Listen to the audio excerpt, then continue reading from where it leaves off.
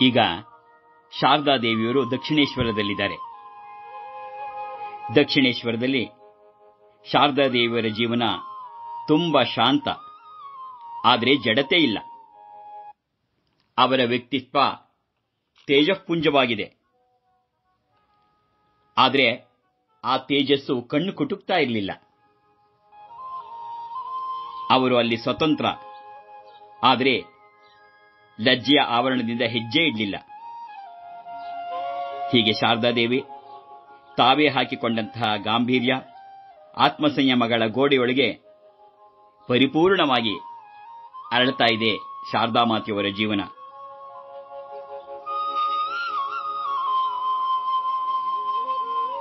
ಇದು ಆಂತರ್ಯದ ನೋಟ. ಆದರೆ ಹೊರಗಡೆ ದಕ್ಷಿಣೇಶ್ವರದಲ್ಲಿ ಶಾರದಾದೇವಿಯವರು ವಾಸವಾಗಿದ್ದಂಥ ಆ ನಹಬತ್ಕಾನೆ ಕೇವಲ 8 ಅಡಿ ಉದ್ದದ ಒಂದು ಕೋಣೆ ಅಷ್ಟೇ. ಅದರ ಸುತ್ತ 4 ಅಡಿ ಅಗಲದ ಜಗಲಿ, ಅದನ್ನು ಬಿದಿರಿನ ತಡಿಕೆಯಿಂದ ಮರೆ ಮಾಡಿದ್ದಾರೆ. ಈ ನಹಬತ್ ಅನ್ನೋದು ಕಿಷ್ಕಂದೆ, ಅಲ್ಲಿ ಶಾರದಾದೇವಿಯರ ವಾಸಗೃಹ. ಇಷ್ಟೇ ಅಲ್ಲ, ರಾಮೇಶ್ವರನ ಮಗಳು ಲಕ್ಷ್ಮಿ ಕೂಡ ಅನೇಕ ವರ್ಷ ಇಲ್ಲೇ ಶ್ರೀಮಾತೆಯವರ ಜೊತೆ ವಾಸವಾಗಿದ್ಲು. ಸಮಸ್ತ ಪಾತ್ರೆ ಪರಿಕರ, ಅಡಿಗೆ ಪದಾರ್ಥ ಎಲ್ಲದರ ಉಗ್ರಾಣವೂ ಕೂಡ ಈ ಕೋಣೆನೆ. ಅಷ್ಟೇ ಅಲ್ಲ, ಯಾರಾದರೂ ಭಕ್ತಿಯರು ಬಂದ್ರೆ ಉಳ್ಕೊಂಡ್ರೆ ಅವ್ರಿಗಲ್ಲೇ ಆಶ್ರಯ. ವರಾಂಡದ ಒಂದು ಪಕ್ಕದಲ್ಲಿ ನಹಬತ್ತಿನ ಮೇಲ್ಗಡೆಗೆ ಕೋಣೆಗೆ ಹೋಗೋಕೆ ಮೆಟ್ಟಲು ಸಾಲಿದೆ. ಈ ಮೆಟ್ಟಲು ಸಂದಿಯೇ ಅವರ ಅಡಿಗೆ ಮನೆ. ಅವರಿಗಾಗಿ ಅಲ್ಲಿ ಒಂದು ಬಚ್ಚಲ್ ಮನೆಯೂ ಇಲ್ಲ. ಸ್ನಾನಕ್ಕೆ ಗಂಗಾಘಟ್ಟಕ್ಕೆ ಹೋಗಬೇಕು. ಬೆಳಗಿನ ಜಾವ ಅಲ್ಲದೆ ಬೇರೆ ಸಮಯದಲ್ಲಿ ಸ್ನಾನ ಮಾಡೋದಿರಲಿ, ಮುಖ ತೊಳಿಬೇಕು ಅಂದ್ರೂ ಕಷ್ಟ. ಯಾಕೆಂದ್ರೆ ಶ್ರೀಮಾತೆಯವರದ್ದು ಲಜ್ಜಾ ಸ್ವಭಾವ. ಜನ ಓಡಾಡೋ ಕಾಲದಲ್ಲಿ ಆಚೆ ಕೂಡ ಬರ್ತಿದ್ದವರಲ್ಲ ಅವರು. ಅದರಿಂದ ದಿನದ ಬಹುಭಾಗ ಬಹುವೇಳೆಯನ್ನ ಕೋಣೆಯೊಳಗೆ ಕಳೆಯಬೇಕಿತ್ತು. ಇನ್ನು ರಾಮಕೃಷ್ಣರು ಆಧ್ಯಾತ್ಮಿಕ ಸಾಧನೆಯಿಂದ ಶರೀರ ತುಂಬಾ ಮೆದುವಾಗ್ಬಿಟ್ಟಿತ್ತು. ರಾಮಕೃಷ್ಣರ ಜೀರ್ಣಾಂಗ ಎಲ್ಲ ಸೂಕ್ಷ್ಮವಾಗ್ಬಿಟ್ಟಿದ್ವು. ಜೊತೆಗೆ ಮತ್ತೆ ಮತ್ತೆ ಆಮಶಂಕೆ ಕೂಡ ಆಗ್ತಿತ್ತು. ಆಹಾರದಲ್ಲಿ ಸ್ವಲ್ಪ ಹೆಚ್ಚು ಕಡಿಮೆ ಆದರೂ ಸಾಕು ಅವರ ಆರೋಗ್ಯ ಕೆಡ್ತಿತ್ತು. ಅದರಿಂದ ಶಾರದಾದೇವಿಯರು ಅವರ ಆರೋಗ್ಯನ ನೋಡಿಕೊಂಡು ಎಚ್ಚರಿಕೆಯಿಂದ ಅಡುಗೆ ಮಾಡಬೇಕಾಗಿತ್ತು. ಬರೀ ರಾಮಕೃಷ್ಣರಿಗಲ್ಲ, ಎಷ್ಟೋ ದಿನ ಕಲ್ಕತ್ತಿಂದ ಬರ್ತಿದ್ದಂಥ ಭಕ್ತರು ದಕ್ಷಿಣೇಶ್ವರದಲ್ಲೇ ಊಟ ಮಾಡ್ತಿದ್ರು. ಅವರಿಗೆಲ್ಲ ಬಗೆ ಬಗೆಯ ಅಡುಗೆ ಮಾಡೋ ಜವಾಬ್ದಾರಿ ಶಾರದಾದೇವಿಯದೇ. ಕ್ರಮೇಣ ಅಡುಗೆ ಕೆಲಸ ಎಷ್ಟು ಹೆಚ್ಚಾಗ್ಬಿಡ್ತು ಅಂದ್ರೆ ಹಗಲೋ ರಾತ್ರಿ ಅಡುಗೆನೇ ಪ್ರಧಾನವಾಯಿತು.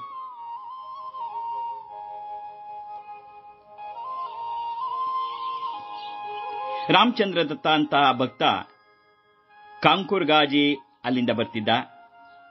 ಆತ ಗಾಡಿಯಿಂದ ಇಳಿತಾ ಇದ್ದಾಗೆ ಶಾರದಾದೇವಿಯವರಿಗೆ ಕೇಳಿಸೋ ಹಾಗೆ ಕೂಗಿ ಹೇಳ್ತಾ ಇದ್ದ, ನಾನಿವತ್ತು ಚಪಾತಿ ತೊವೆ ತಗೋತೀನಿ ಅಂತ ಗಟ್ಟಿಯಾಗಿ ಹೇಳ್ತಿದ್ದ.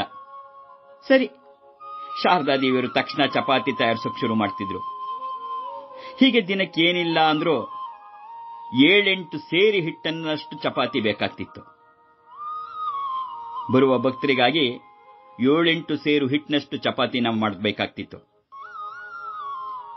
ಶ್ರೀರಾಮಕೃಷ್ಣರ ಮಾನಸ ಪುತ್ರ ರಾಕಾಲ ಆಗಾಗ ದಕ್ಷಿಣೇಶ್ವರಕ್ಕೆ ಬಂದಿರ್ತಿದ್ದ. ಅವನಿಗೋಸ್ಕರ ಖಿಚಡಿ ತಯಾರಿಸಬೇಕಾಗ್ತಿತ್ತು. ಮುಂದೆ ಕೆಲವು ಸ್ತ್ರೀಯರು, ವಿಶೇಷವಾಗಿ ಗೋಲಾಪ್ಮ, ಯೋಗಿನ್ಮ, ಇವರು ಯುವತಿಯರು ಶಾರದಾದೇವರ ಆಪ್ತ ಭಕ್ತಿಯರಾಗಿ ಅವರಿಗೆ ನೆರವು ಮಾಡಿದ್ರು. ಅನೇಕ ಸಲ ರಾಮಕೃಷ್ಣರು ಕೂಡ ತಮ್ಮ ಶಿಷ್ಯ ಸೇವಕನೂ ಆದಂಥ ಲಾಟು ಅಂತಕ್ಕಂಥ ಹುಡುಗನ್ನ ಸತ್ಯ ಕೆಲಸದಲ್ಲಿ ನೆರವಾಗ ಕಳಿಸ್ತಿದ್ರು. ಆದರೂ ಶಾರದಾದೇವಿಯರಿಗೆ ಬಿಡುವಿಲ್ಲದ ಕೆಲಸ. ಜೊತೆಗೆ ಆ ಕೋಣೆ ಬಾಗ್ಲೋ ತೀರಾ ಚಿಕ್ತು.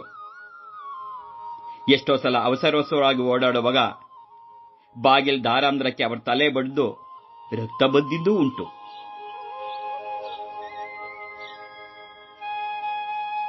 ಆದ್ರೆ ಬರ್ತಾ ಅದೇ ರೂಢಿಯಾಗಿ ಬಾಗಿಲು ಬಂದ ಕೂಡಲೇ ಅವರ ತಲೆ ತಾನಾಗೇ ಬಗ್ತಿತ್ತು. ಕೆಲವು ಹೆಂಗಸರು ಕಲ್ಕತ್ತೆದಿಂದ ಅವರ ದರ್ಶನಕ್ಕೆ ಆಗಾಗ ಬರ್ತಿತ್ತು. ಅವರು ಬಾಗಿಲಲ್ಲೇ ಎರಡೂ ಕೈಯಿಂದ ದಾರಾಂಧ್ರವನ್ನು ಹಿಡ್ಕೊಂಡು ಒಳಕ್ಕೆ ಬಗ್ಗಿ ನೋಡಿ ಉದ್ಗರಿಸ್ತಿದ್ರು. ಅಯ್ಯೋ ದೇವ್ರೆ, ನಮ್ ಶಾರದಾ ದೇವಿರು ಇದೆಂತ ಕೊನೆಯಲ್ಲಿ ವಾಸ ಮಾಡಬೇಕಾಗಿದೆ? ಇದೊಳ್ಳೆ ಸೀತಾ ಮಾತೆ ವನವಾಸ ಅನುಭವಿಸ್ತಾಗಿದೆಯಲ್ಲ.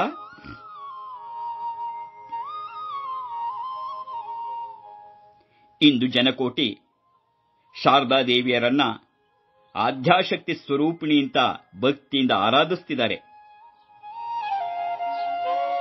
ಆದರೆ ಅಂದು ಅವರ ಪಟ್ಟಂತಹ ಕಷ್ಟ ಹೀಗಿದೆ. ಇವ್ರ ಕಷ್ಟ ಎಲ್ಲ ನೋಡಿದಾಗ ಸಹಜವಾಗನ್ಸತ್ತೆ, ಇದೆಂತದಪ್ಪ ಅವತಾರ. ಆದ್ರೆ ಸತ್ಯ, ಅವತಾರ ಪುರುಷರನ್ನ ಗುರುತಿಸೋದು ಸಾಮಾನ್ಯರಿಂದ ಸಾಧ್ಯವಾಗಂಥ ಕೆಲಸ. ಈ ಮಾತನ್ನ ಭಗವದ್ಗೀತೆಯಲ್ಲಿ ಶ್ರೀಕೃಷ್ಣ ಹಿಂದೆನೇ ಹೇಳಿದ್ದಾನೆ. 9ನೇ ಅಧ್ಯಾಯದ 11ನೇ ಶ್ಲೋಕದಲ್ಲಿ ಭಗವಂತ ಶ್ರೀಕೃಷ್ಣ ಪರಮಾತ್ಮ ಹೇಳ್ತಾನೆ, ಭಗವಂತ ಮನುಷ್ಯ ದೇಹಧಾರಣೆ ಮಾಡಿ ಬಂದಾಗ ಅವನು ಪರಮಾತ್ಮ ಅನ್ನುವುದನ್ನು ಅರಿಯದ ಮೂಢರು ಅವನನ್ನು ತಿರಸ್ಕರಿಸ್ತಾರೆ. ಭಗವಂತ ಮನುಷ್ಯ ದೇಹಧಾರಣೆ ಮಾಡಿ ಬಂದಾಗ ಅವನು ಪರಮಾತ್ಮ ಅನ್ನುವುದನ್ನು ಅರಿಯದ ಮೂಢರು ಅವನನ್ನು ತಿರಸ್ಕರಿಸ್ತಾರೆ. ಸಹಜವಾಗಿ ನಮ್ಗನ್ಸತ್ತೆ, ಅವತಾರ ವರಿಷ್ಠರು ಅಂತಕ್ಕಂತಹ ರಾಮಕೃಷ್ಣರ ಪತ್ನಿ ಅಷ್ಟೊಂದು ಕಷ್ಟಪಡಬೇಕಾಗಿತ್ತೆ. ಹಾಗೆ ನೋಡಿದ್ರೆ ಅವತಾರ ಅಂದಮೇಲೆ ಕೃಷ್ಣನ ಪತ್ನಿ ಯಾರು ಕೂಡ ಅಂತ ಕಷ್ಟಪಡಬೇಕಾಗಿ ಬರಲಿಲ್ವಲ್ಲ. ಶ್ರೀಕೃಷ್ಣನ ಪತ್ನಿಯರು ಕಷ್ಟಪಡದಿರಬಹುದು, ಆದರೆ ರಾಮನ ಪತ್ನಿ ಸೀತಾಮಾತೆ ಆಕೆ ಪಟ್ಟ ಕಷ್ಟ ಸಾಮಾನ್ಯವೇ. ಅವತಾರ ಪುರುಷ ನದುರ್ದಾರಿ ಶ್ರೀಮರಾಮನ ಪತ್ನಿಯಾಗಿ ಆಕೆ ಘೋರಾಣ್ಯದಲ್ಲಿ ಕಷ್ಟಪಡಬೇಕೆ? ಪರಪುರುಷ ರಾವಣನಿಂದ ಅಪಹೃತಳಾಗಬೇಕೆ? ಅದರಿಂದ ಅವತಾರ ಲೀಲೆಯ ಉದ್ದೇಶ ತಿಳ್ಕೋಬೇಕಾದ್ರೆ ವಿಶೇಷವಾದ ಕೃಪೆ ಬೇಕು. ನಾವು ಅಸಂಖ್ಯಾತ ಬಡಜನರ ಭಾವನೆಯನ್ನು ಭಾವಿಸಿ ನೋಡಬೇಕು. ಅವರೆಲ್ಲರ ಬಗೆಯ ಕಷ್ಟಗಳನ್ನ ಶಾರದಾ ದೇವಿಯರು ತಾವೇ ಸ್ವತಃ ಅನುಭವಿಸಿ ತೋರಿಸ್ತಿದ್ದಾರೆ. ಕಷ್ಟಗಳಿದ್ರೂ ಕೂಡ ಭಗವನ್ಮಯ ಜೀವನ ನಡೆಸಿ ಜನ್ಮ ಸಾಫಲ್ಯವನ್ನು ಹೊಂದಬಹುದು ಅನ್ನೋದನ್ನು ತೋರಿಸಿಕೊಡ್ತಿದ್ದಾರೆ ಶಾರದಾದೇವಿ.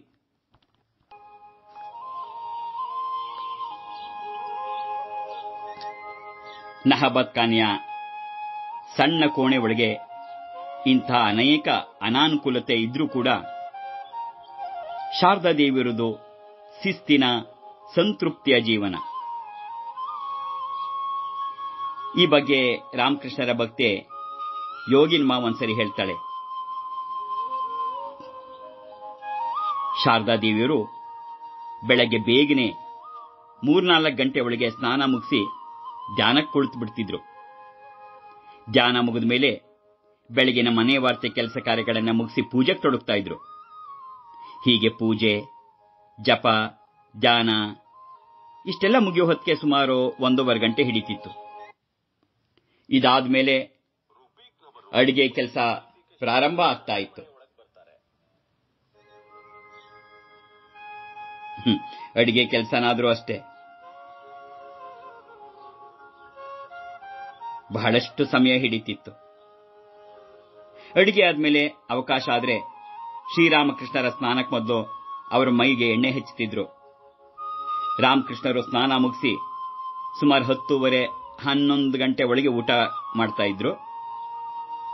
ಅವರು ಸ್ನಾನವನ್ನು ಮುಗಿಸಿ ಬರೋದ್ರೊಳಗೆ ಶಾರದಾದೇವಿಯರು 1-2 ಎಲೆ ಅಡಿಕೆ ಪಾನ್ ಅನ್ನ ತಯಾರಿಸಿ ಅವ್ರಿಗಾಗಿ ಕಾಯ್ತಾ ಇದ್ರು. ರಾಮಕೃಷ್ಣರು ಬಂದ ತಕ್ಷಣ ಒಂದ್ ಚಾಪೆ ಹಾಸಿ ನಹಬತ್ ಖಾನೆಗೆ ಬಂದು ತಟ್ಟೆಯಲ್ಲಿ ಊಟ ತಗೊಂಡು ಅವ್ರ ಕೋಣೆಗೆ ಹೋಗ್ತಾ ಇದ್ರು. ಶ್ರೀರಾಮಕೃಷ್ಣರು ಊಟ ಪ್ರಾರಂಭ ಮಾಡಿದಾಗ ಅವರ ಜೊತೆ ಅದು ಇದು ಮಾತಾಡ್ತಾ ಅವರ ಮನಸ್ಸನ್ನ ಊಟದ ಕಡೆಗೆ ಸೆಳೀತಾ ಇದ್ರು ಶಾರದಾದೇವಿ. ಯಾಕೆಂದ್ರೆ ಹಾಗೆ ಮಾಡದೇ ಇದ್ರೆ ರಾಮಕೃಷ್ಣರು ಇದ್ದಕ್ಕಿದ್ದ ಹಾಗೆ ಭಾವಾವಿಷ್ಟರಾಗಿ ಸಮಾಧಿಸ್ಥರಾಗ್ಬಿಡ್ತಿದ್ರು. ಹಾಗೇನಾದ್ರೂ ಆದ್ರೆ ಅವರ ಆ ದಿನದ ಊಟ ನಿಂತೋಗ್ಬಿಡ್ತಿತ್ತು. ಊಟದ ಸಮಯದಲ್ಲಿ ಅವರ ಈ ಬಗೆಯ ಭಾವವಿಷ್ಠತೆಯನ್ನು ತಡಿಬೇಕು ಅಂತ ಶಾರದಾದೇವಿಯರು ಅನೇಕ ಪ್ರಯತ್ನ ಮಾಡ್ತಿದ್ರು. ಆದರೆ ಇದು ಶಾರದಾದೇವಿಯವರಿಗೆ ಬಿಟ್ಟು ಬೇರೆ ಯಾರಿಗೂ ಸಾಧ್ಯ ಆಗ್ತಿರ್ಲಿಲ್ಲ. ಶ್ರೀರಾಮಕೃಷ್ಣರ ಊಟ ಆದ್ಮೇಲೆ ಶಾರದಾದೇವಿಯರು ಸ್ವಲ್ಪ ಏನಾದರೂ ತಿಂದು ಒಂದು ಲೋಟ ನೀರು ಕುಡ್ಕೊಂಡು ಬಳಿಕ ಭಕ್ತರಿಗಾಗಿ ಪಾನ್ ತಯಾರಿಸಿ ಕೂತ್ಕೋತಾ ಇದ್ರು. ಅದಾದ್ಮೇಲೆ ಒಂದ್ ಸ್ವಲ್ಪ ಹೊತ್ತು ತಮ್ಮಷ್ಟಕ್ಕೆ ತಾವೇ ಮೇಲುದನಿಯಲ್ಲಿ ದೇವರನಾಮ ಹಾಡ್ಕೋತಾ ಇದ್ರು. ಮಧ್ಯಾಹ್ನ 1 ಗಂಟೆ ಹೊತ್ತಿಗೆ ಕಾರ್ಖಾನೆ ಸೈರನ್ ಕೂಗ್ತಿತ್ತು. ಆಗ ಶಾರದಾದೇವಿಯರು ಊಟ ಕೂತ್ಕೋತಾ ಇದ್ರು. ಹೀಗೆ ಪ್ರತಿದಿನ ಮಧ್ಯಾಹ್ನ 1:15 ಗಂಟೆಗೆ ಮೊದಲು ಅವರು ಊಟ ಮುಗಿತಾ ಇರಲಿಲ್ಲ. ಊಟ ಮುಗಿದ ಮೇಲೆ ಸ್ವಲ್ಪ ವಿಶ್ರಾಂತಿ ಅಂತ, ಅದು ನಿಜವಾದ ಹೆಸರಿಗೆ ಮಾತ್ರ ವಿಶ್ರಾಂತಿ. ಬಳಿಕ ಆ ಮೆಟ್ಟಿಲ ಮೇಲೆ ಕೂತ್ಕೊಂಡು ಬಿಸಿಲಿನಲ್ಲಿ ತಮ್ಮ ತಲೆ ಕೂದಲನ್ನು ಒಣಗಿಸ್ಕೋತಾ ಇದ್ರು. ಆಮೇಲೆ ದೀಪಗಳ ಬತ್ತಿಯನ್ನ ಹುರುಗೊಳಿಸೋದು, ಇತರ ಸಣ್ಣ ಪುಟ್ಟ ಕೆಲಸಗಳನ್ನು ಮಾಡಿ ಮುಗಿಸ್ತಿದ್ರು. ಆಮೇಲೆ ಅಲ್ಲಿ ಮೊದಲೇ ತಂದಿಟ್ಟಿದ್ದಂತಹ ನೀರಿಂದ ಮೈಯೊರೆಸ್ಕೊಂಡು ಬಟ್ಟೆ ಹಿಂಡಿ ಒಣಹಾಕಿ ಇನ್ನು ಸಂಜೆಯ ಜಪ ಧ್ಯಾನ ಅದಕ್ಕೆ ಸಿದ್ಧವಾಗ್ತಾ ಇದ್ರು. ಸಂಜೆ ಆಗ್ತಾ ಇದ್ದ ಹಾಗೆ ಧೂಪ ದೀಪ ಹಚ್ಚಿ ಎಲ್ಲ ದೇವರ ಪಟಗಳಿಗೆ ಗಂಧದ ಕಡ್ಡಿ ಹಚ್ಚಿ ಮತ್ತೆ ಧ್ಯಾನ ಕೂತಿದ್ರು. ಧ್ಯಾನ ಮುಗಿದ ಮೇಲೆ ರಾತ್ರಿ ಅಡಿಗೆ ಅವರೇ ಅಡಿಗೆ ಮಾಡಿ ಬಡಿಸ್ತಿದ್ರು. ಕೊನೆಯಲ್ಲಿ ಅವರು ಊಟ ಅದಾದ್ಮೇಲೆ ಮಲಗ್ತಾ ಇದ್ರು. ಸಾಕ್ಷಾತ್ ದೇವತೆಯಾದ ಅವರು ಸಾಮಾನ್ಯರಂತೆ ಬದುಕಿ ಬಾಳಿದ್ರು ಶಾರದಾದೇವಿ. ನಹಬತ್ಖಾನೆಯಿಂದ ಗಂಗಾ ನದಿಗೆ ಸುಮಾರು 100 ಗಜ ದೂರ. ಒಂದ್ಸರಿ ಶಾರದಾದೇವಿಯರು ಕತ್ಲಲ್ಲಿ ಸ್ನಾನಕ್ಕೆ ಹೋಗ್ತಿದ್ದಾರೆ. ಸ್ನಾನಘಟ್ಟದ ಮೆಟ್ಟಿಲ ಮೇಲೆ ಒಂದು ಮೊಸಳೆ ಮಲಿಕೊಂಡಿದೆ. ಶಾರದಾದೇವಿಯರು ಕತ್ಲಲ್ಲಿ ಅದನ್ನು ನೋಡಕ್ಕಾಗದೆ ಇನ್ನೇನದ್ರ ಮೇಲೆ ಕಾಲಿಟ್ಟು ಬಿಡಬೇಕು. ಅಷ್ಟರಲ್ಲಿ ಅದು ಶಬ್ದಕ್ಕೆ ಹೆದರಿ ನೀರಿಗೆ ಹಾರಿಬಿಡ್ತು. ಈ ವಿಚಾರ ತಿಳಿದಾಗ ರಾಮಕೃಷ್ಣರು, ಸದ್ಯ ಅದೃಷ್ಟ ಚೆನ್ನಾಗಿತ್ತು, ಇನ್ಮೇಲೆ ತಪ್ಪದೆ ಒಂದು ದೀಪ ತಗೊಂಡು ಹೋಗು ಅಂತ ಶಾರದಾದೇವಿಯರು ಹೇಳಿದ್ರು.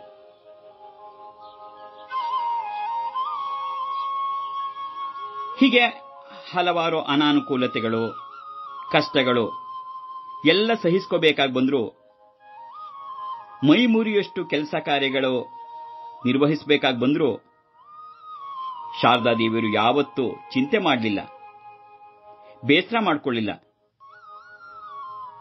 ಮುಂದೆ ಕೆಲವು ದಿನಗಳಲ್ಲಿ ಈ ದಿನದ ನೆನಪು ಮಾಡಿಕೊಂಡು ಭಕ್ತರ ಜೊತೆ ಅವರು ಹೀಗೆ ಹೇಳ್ತಾ ಇದ್ರು.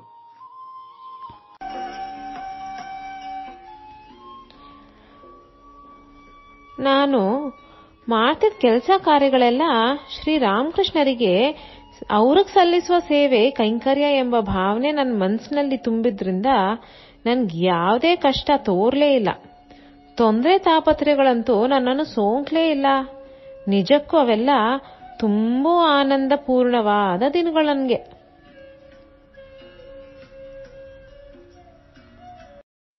ಇದೆಂತ ಅದ್ಭುತ! ಬೆಟ್ಟದಷ್ಟು ಕಷ್ಟವನ್ನು ಅನುಭವಿಸಿದ್ರು ಶಾರದಾದೇವಿಯರು. ಆದರೆ ಆ ಕಷ್ಟ ಯಾವುದು ತಮ್ಮನ್ನು ಸೋಕ್ಲೇ ಇಲ್ಲ ಅಂತಿದ್ರು.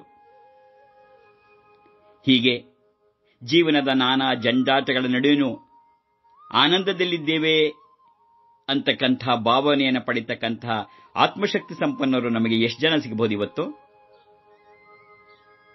ಆದರೆ ಶಾರದಾದೇವಿಯರ ವಿಷಯವಾಗಿ ಕೆಲವರು ಭಾವಿಸಬಹುದು, ಅವರಂಥ ಕಷ್ಟಗಳ ಮಧ್ಯದಲ್ಲೂ ಆನಂದದಲ್ಲಿದ್ದರಲ್ಲಿ ಆಶ್ಚರ್ಯ ಇಲ್ಲ, ಅತಿಶಯನೂ ಇಲ್ಲ.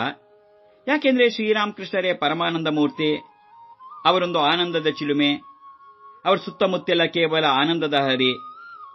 ಇಂತಹ ದೇವಮಾನವನ ಸನ್ನಿಧಿಯಲ್ಲಿ ಶಾರದಾದೇವಿಯರು ಇತರ ಕಷ್ಟಗಳನ್ನೆಲ್ಲ ಮರೆತು ಆನಂದದಿದ್ದರೆ ಅದರಲ್ಲಿ ಆಶ್ಚರ್ಯ ಏನಿದೆ? ಆದರೆ ನಿಜಕ್ಕೂ ಅಲ್ಲಿನ ಸಂದರ್ಭ ಅಷ್ಟು ಸರಳವಾಗಿರಲಿಲ್ಲ. ಯಾಕೆಂದ್ರೆ ಮೊದಲನೇದಾಗಿ ಮಹಾಪುರುಷರ ಬಳಿ ಇದ್ದ ಮಾತ್ರಕ್ಕೆ ಅವರ ಮಹಿಮೆಯನ್ನು ಅರಿತು ಆನಂದಿಸಕ್ಕೆ ಎಷ್ಟು ಜನರಿಂದ ಸಾಧ್ಯ? ಹಾಗೆ ನೋಡಿದ್ರೆ ರಾಮಕೃಷ್ಣರ ಬಳಿಗೆ ಬರುತ್ತಿದ್ದವರಲ್ಲಿ ಎಷ್ಟು ಜನರಿಗೆ ಅವರಿಗೆ ದಿವ್ಯಾನಂದವನ್ನ ಹೀರಿ ತಮ್ಮದಾಗಿ ಮಾಡಿಕೊಳ್ಳುವಂತ ಸಾಮರ್ಥ್ಯ ಇತ್ತು?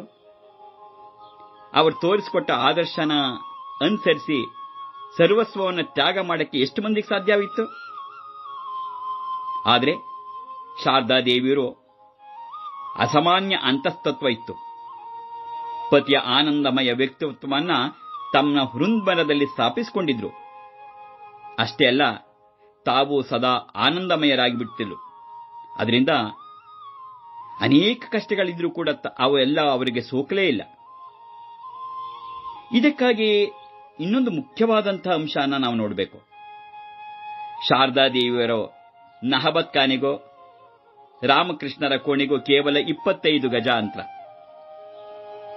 ಆದರೂ ಅವರು ಒಟ್ಟಿಗೆ ಇರ್ತಿದ್ದುದು ಹೆಚ್ಚು ಅಂದ್ರೆ ದಿನಕ್ಕೊಂದು ಅರ್ಧ ಗಂಟೆ ಅಷ್ಟೇ. ಅದು ಶ್ರೀರಾಮಕೃಷ್ಣರು ಊಟ ಮಾಡುವಾಗ. ಎಷ್ಟೋ ಸಂದರ್ಭದಲ್ಲಿ ಅನೇಕ ದಿನಗಳವರೆಗೆ ಶಾರದಾದೇವಿಯರಿಗೆ ಈ ಅವಕಾಶನೂ ಲಭ್ಯ ಇರ್ತಿತ್ತಿಲ್ಲ. ಮುಂದೆ ಶಾರದಾದೇವಿಯರೇ ಹೇಳ್ಕೊತಾ ಇದ್ರು,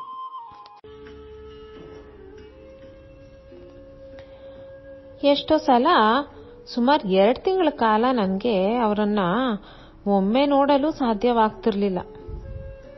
ಆಗ ನನಗೆ ನಾನೇ ಸಮಾಧಾನ ಮಾಡ್ಕೊಳ್ತಿದ್ದೆ, ಹೋಗ್ಲಿ ಬಿಡು, ಅವರನ್ನ ಪ್ರತಿದಿನಾನೂ ದರ್ಶನ ಮಾಡೋಷ್ಟು ಪುಣ್ಯ ನಾನೇನ್ ಮಾಡಿದ್ದೆ ಅಂತ.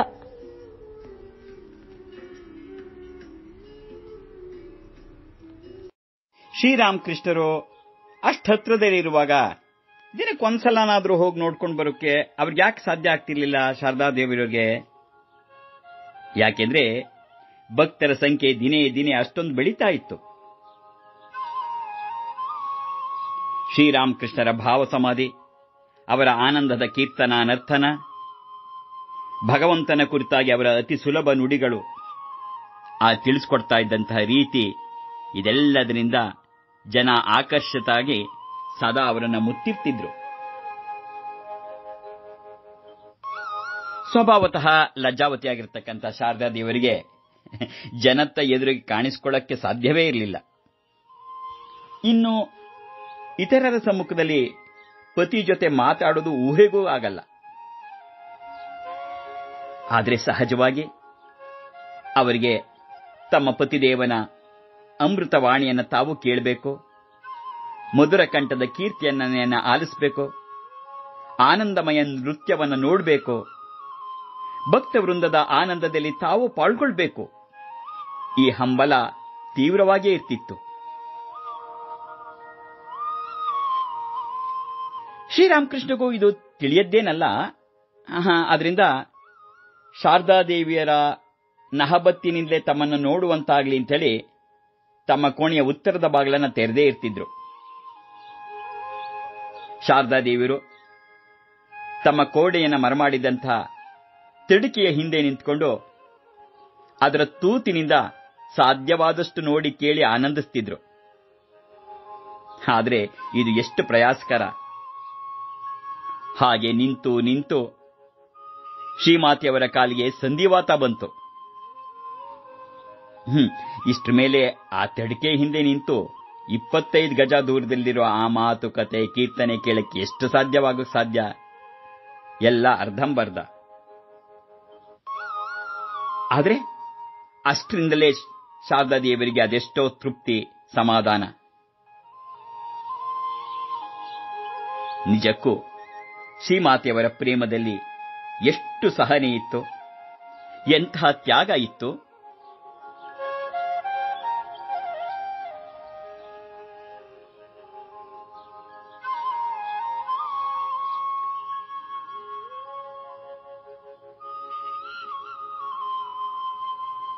ಹೀಗೆ ಆ ಕಾಲದ ಪದ್ಧತಿಯಂತೆ ಅವರು ಸಹಜವಾಗಿ ಸಂಕೋಚ ಪ್ರವೃತ್ತಿ, ಮೇಲಾಗಿ ಹಳ್ಳಿಲೇ ಹುಟ್ಟು ಬೆಳೆದು ನಗರಕ್ಕೆ ಬಂದವರು.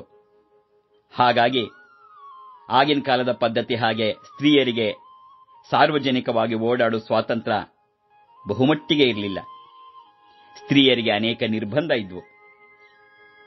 ಈ ಕಾರಣದಿಂದಾಗಲೇ ಆ ಹುಟ್ಟು ರೀತಿ ರಿವಾಜುಗಳನ್ನು ನಡೆಸಿಕೊಂಡು ಬಂದಂಥ ಶಾರದಾ ದೇವರಿಗೆ ಹಲವಾರು ಅನಾನುಕೂಲತೆಗಳು. ಅನೇಕ ಸ್ತ್ರೀಯರಿಗೆ ಅನ್ನಿಸ್ತಿತ್ತು, ಸಾಕಪ್ಪ ಈ ಹೆಣ್ಣು ಜನ್ಮ ಅಂತ. ಆ ಅನಾನುಕೂಲತೆಗಳನ್ನೆಲ್ಲ ಶಾರದಾದೇವಿಯವರು ಅನುಭವಿಸಿದ್ರು. ಬಹುಶಃ ಅವರು ಸಂಕಲ್ಪ ಮಾಡಿರಬೇಕು, ಇನ್ಮೇಲೆ ಸ್ತ್ರೀಯರು ಇಷ್ಟೊಂದು ಕಷ್ಟಪಡದ ಹಾಗೆ ಕಷ್ಟಪಡಬಾರದು ಅಂತ. ಅದರ ಫಲ ಅನ್ಸತ್ತೆ ಇವತ್ತಿನ ಸ್ತ್ರೀ ಜನಾಂಗ ಎಷ್ಟು ಮುಂದೆ ಬಂದಿದೆ ನೋಡಿ. ಇಂದು ಸ್ತ್ರೀಯರೆಲ್ಲ ಸರ್ವಶಕ್ತರಾಗಿದ್ದಾರೆ, ಸಭೆ ಸಮಾರಂಭಗಳಿಗೆ ಹೋಗ್ತಾರೆ, ಪುರುಷರ ಜೊತೆ ಸರಿಸಮನಾಗಿ ಕೂತ್ಕೋತಾರೆ. ಆದರೆ ಇದು ಶಾರದಾ ದೇವರು ಅಂದು ಮಾಡಿದಂಥ ಸಂಕಲ್ಪದ ಫಲ ಇರಬೇಕು ಅನ್ಸತ್ತೆ. ಶ್ರೀರಾಮಕೃಷ್ಣರ ಕೋಣೆಯಲ್ಲಿ ಹಗಲು ರಾತ್ರಿ ನಡೀತಿದ್ದಂತಹ ಭಗವನ್ನಾಮ ಸಂಕೀರ್ತನೆ, ಭಗವದ್ ಆನಂದಮಯ ನೃತ್ಯಗಳನ್ನು ದೂರದಿಂದ ಕೇಳ್ತಾ ನೋಡ್ತಾ ಶಾರದಾದೇವಿಯರು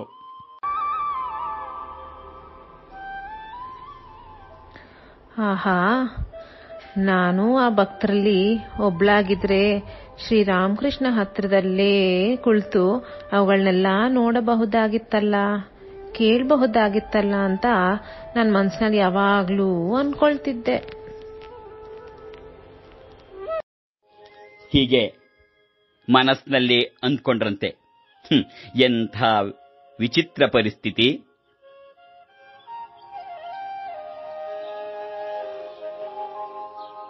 ಮುಂದುವರಿಯುವುದು ಆಧ್ಯಾತ್ಮಿಕ ಧಾರಾವಾಹಿ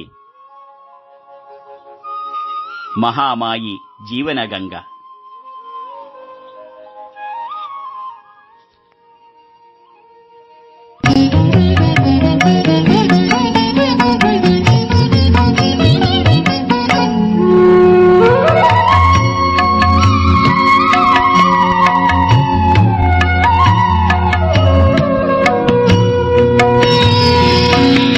ಅಲೆದಲೆದು ಹತ್ತಿದಣಿದು ಮೆಲೆಗಾಂಡೆ ನಿನ್ನಡಿಗೆ ಎಲೆತಾಯಿ ಕಡೆಗಿಂದು ಬಂದೆಮ್ಮ ಸಲಹು.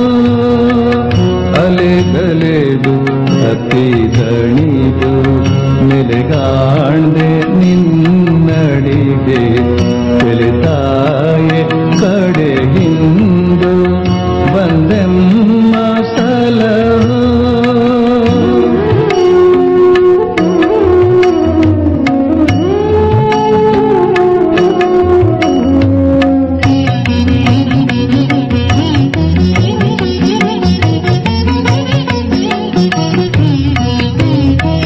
ಕೊನೆ ಇಲ್ಲ ಕೊರೆ ಇಲ್ಲ ಏ ನಮ್ಮ ದುಃಖಕ್ಕೆ, ಕೊನೆ ಇಲ್ಲ ಕೊರೆ ಇಲ್ಲ ಏ ನಮ್ಮ ದುಃಖಕ್ಕೆ. ಮನದಲ್ಲಿ ಬನದಲ್ಲಿ ನೆಮ್ಮದಿಯೂ ಏನಿದಿಲ್ಲ, ಕೊನೆ ಇಲ್ಲ ಕೊರೆ ಇಲ್ಲ ಏ ನಮ್ಮ ದುಃಖಕ್ಕೆ. ಮನದಲ್ಲಿ ಬನದಲ್ಲಿ ನೆಮ್ಮದಿಯೂ ಏನಿದಿಲ್ಲ. ಜನುಮಗಳು ಕಳೆದು ದುಃಖ ಮಿತಿ ಮೀರುತ್ತಿದೆ.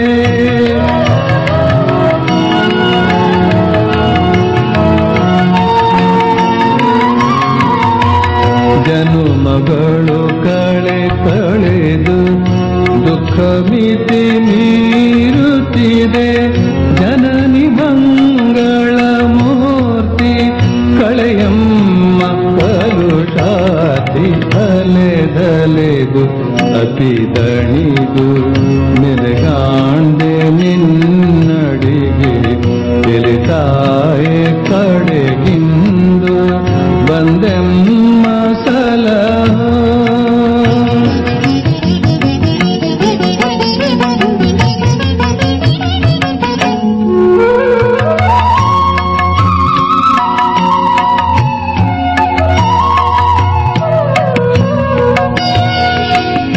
ಪರಮಹಂಸರ ಕರುಣೆ ರೂಪಿಣಿಯೇ ನೀ ತಾಯೇ ಪರಮಹಂಸರ ಕರುಣೆ ರೂಪಿಣಿಯೇ ನೀ ತಾಯೇ ಭರತನವನರಿಯದಿರ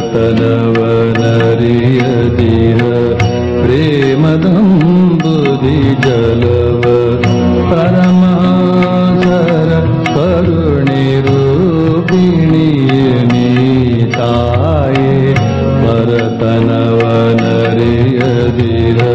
ಪ್ರೇಮದಂಬುದಿ ಜಲವ ಹಿರಿದೆಮ್ಮನು ಧರಿಸು ಪತಿತ ಪಾವನೆ ಮಾತೆ